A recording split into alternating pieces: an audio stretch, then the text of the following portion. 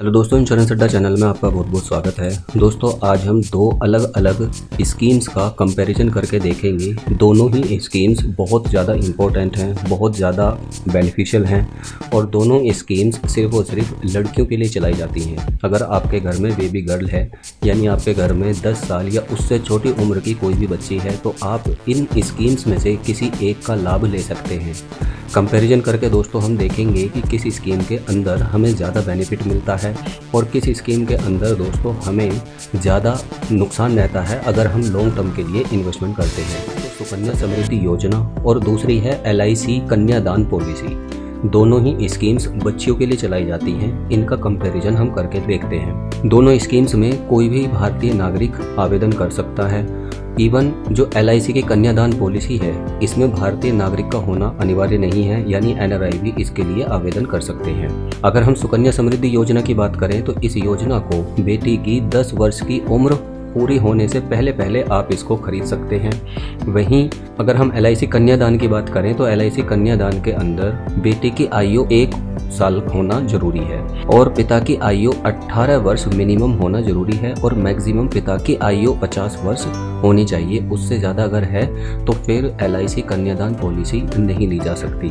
सुकन्या समृद्धि योजना के अंतर्गत खाता धारक बेटी ही रहती है, जबकि LIC कन्यादान पॉलिसी के अंतर्गत खाता धारक बेटी का पिता रहता है। सम एश्योर्ड इसके अंदर लिमिटेड होता है। अगर हम सुकन्या समृद्धि योजना की बात करें तो आप साल में सिर्फ और सिर्फ 1,50,000 रुपये का निवेश ही कर सकते हैं और मैक्सिमम आप 2 बच्चों के लिए इस स्कीम का लाभ ले सकते हैं। वहीं अगर हम LIC कन्यादान पॉलिसी की बात करें तो न्यूनतम आप 1 लाख रुपए का सम एश्योर्ड ले सकते हैं और अधिकतम की कोई भी सीमा नहीं है।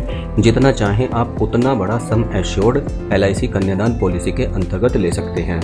अगर हम बात करें मैच्योरिटी की तो बेटी की 21 वर्ष होने पर ये अकाउंट की जो मैच्योरिटी पीरियड है सुकन्या समृद्धि योजना की वो 21 साल है और अगर बीच में ही बच्ची की मान लीजिए शादी हो जाती है तो उस स्थिति में जो अकाउंट है वो वहीं क्लोज हो जाता है। जबकि अगर हम LIC कन्यादान पॉलिसी की बात करें तो इसके अंदर आपको छूट दी जाती है।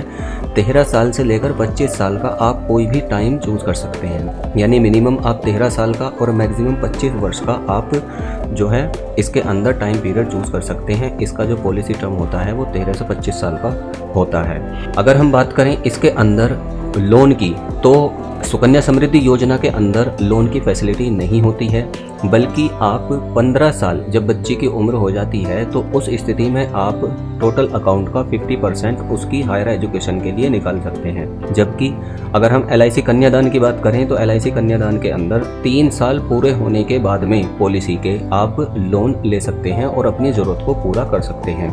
अगर बात करें हम दोस्तों भुगतान की शर्तों की तो इस योजना के अंतर्गत प्रति वर्ष अधिकतम आप 1,50,000 रुपये का निवेश कर सकते हैं। जबकि इस पॉलिसी के अंतर्गत आपको पॉलिसी जितने समय के लिए आप लेंगे उससे 3 वर्ष आपको कम ही प्रीमियम देना होता है। सुकन्या समृद्धि योजना जब तक चलता है ये अकाउंट तब तक आपको इसके अंदर प्रीमियम भरना होता है, लेकिन LIC की कन्यादान पॉलिसी वर्ष कम प्रीमियम भरना होता है। मान लीजिए आपने 13 साल के लिए इस पॉलिसी टर्म को चूज़ किया है LIC कन्यादान के अंदर, तो आपको सिर्फ 10 साल ही पैसे भरने हैं और अगर आपने 15 साल के लिए इस पॉलिसी को लिया है तो LIC कन्यादान के अंदर आपको सिर्फ 12 वर्ष ही पैसे भरने हैं। अगर हम बात करें सुकन्या समृद्धि योजना की तो बच्चियों की हायर एजुकेशन और उनके विवाह से संबंधित जो खर्च होते हैं उनकी बचत के लिए इस योजना को शुरू किया गया है। जबकि LIC की कन्यादान पॉलिसी में जीवन लक्ष्य योजना की विशेषताएं भी जोड़ी गई हैं। मृत्यु होने की स्थिति में क्या होता है, यदि खाता धारक की मृत्यु हो जाती है तो खाता धारक के माता पिता को नियमित ब्याज पर राशि का भुगतान किया जाता है। जबकि अगर LIC कन्यादान के अंदर लेने के बाद में पॉलिसी धारक की डेथ हो जाती है तो जो आगे आने वाले टाइम में प्रीमियम भरा जाना था यानी किस्तें देनी थी वो सारी की सारी किस्तें माफ हो जाती हैं। मुआवजे की अगर हम बात करें तो कोई मुआवजा सुकन्या समृद्धि योजना के अंतर्गत नहीं दिया जाता, जबकि LIC कन्यादान के अंदर आपको 5 लाख रुपए का दुर्घटना बीमा मिलता है। अगर बीच में डेथ हो जाती है तो प्रीमियम भी भरने की जरूरत नहीं है और अगर नेचुरल डेथ होती है तो नेचुरल डेथ के केस में 5 लाख रुपए वापस मिलते हैं और अगर एक्सीडेंट से डेथ हो जाती है तो 10 लाख रुपए LIC की तरफ से दिए जाते हैं और जो पॉलिसी का लाभ है वो पूरे का पूरा दिया जाता है।